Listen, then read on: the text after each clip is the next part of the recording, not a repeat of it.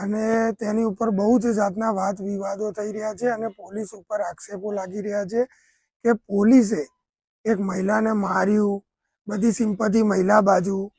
પણ અમુક મીડિયા મિત્રોને બી એવું કહેવા માંગીશ કે જે હોય તમે એક પત્રકાર છો, પત્રકારનું સાચું કામ છે કે સચ્ચાઈને સામે લાવવું, બરાબર?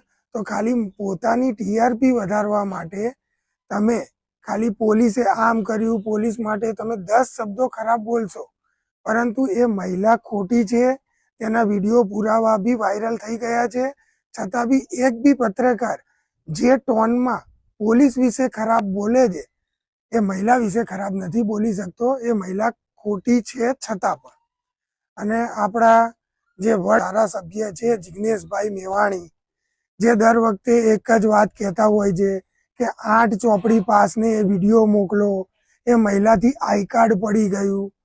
તો એમને બી એક જવાબ આપવા માંગીશ કે જિગ્નેશભાઈ, સર્વપ્રથમ તો છે ને પહેલાં તમે તમારા ચશ્માના નંબર ચેક કરાવો, જેથી શું છે કે તમને વિડીયો સ્પષ્ટ રીતે દેખાય. તમે જે રીતનું નિવેદન આપો છો કે જેમાં કે મહિલાથી આઈ કાર્ડ પડી ગયું અને પોલીસ, વિડીયો વાયરલ છે, તમે પહેલાં જુઓ કે પડી નથી ગયું, એ બેને આઈ કાર્ડ ફેંક્યું છે, બરાબર? તમે પોતે LLB ભણેલા છો એવું તમે જ કહો છો. અમે તો તમારી ડિગ્રી જોઈ નથી, પરંતુ તમને એટલું કહેવા માંગીશ કે જે 8 પાસની પીપુડી વગાડો છો ને, તો પહેલાં તમે પણ થોડુંક ધ્યાન રાખો તો એ થોડુંક સારું લાગશે. અને જે તમે તમારી છબી લોકોને દેખાડવા માંગો છો કે હું લોકોના હિત માટે, સચ્ચાઈ માટે લડું છું, તો આ મેટરમાં તમારી સચ્ચાઈ ક્યાં ગઈ?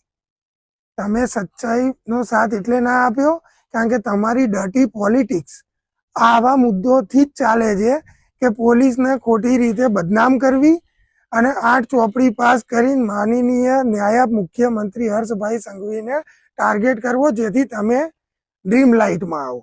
એટલે એવું ના કરશો. અગર તમે સાચા માણસ હોય અને સાચી રીતે લડવા માંગતા હોય અને દેશનું ભલું કરવા માંગતા હોય તો તમે સચ્ચાઈને સાથ આપો. એ બેને કાર્ડ ફેંક્યું છે, ફેંક્યા પછી એને ગાળ બોલી છે પોલીસ કર્મીને, અને એ પછી પોલીસ કર્મીએ હાથ ઉપાડ્યો છે. તો એક હ્યુમેનિટી નેચર હોય છે. આજે કોઈ પણ વ્યક્તિ તમને બી ગાળ આપશે, પછી એ પુરુષ હશે કે મહિલા હશે, તો એક હ્યુમેનિટી નેચર હોય કે હાથ ઉપડી જાય. હું એમનો કોઈ બચાવ નથી કરતો કે ભાઈ તમે હાથ ઉપાડ્યો તો સારું કામ કર્યું, એવું મારો કહેવાનો કોઈ પણ જાતનો મતલબ નથી. મારો મતલબ